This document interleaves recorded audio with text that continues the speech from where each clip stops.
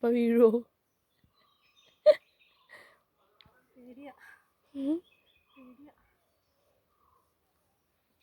വേഗം ഇങ്ങനെ നടന്നു വരാനുള്ളത്, കൈ പോലും പിടിക്കേണ്ട ആവശ്യമൊന്നുമില്ല എനിക്ക്.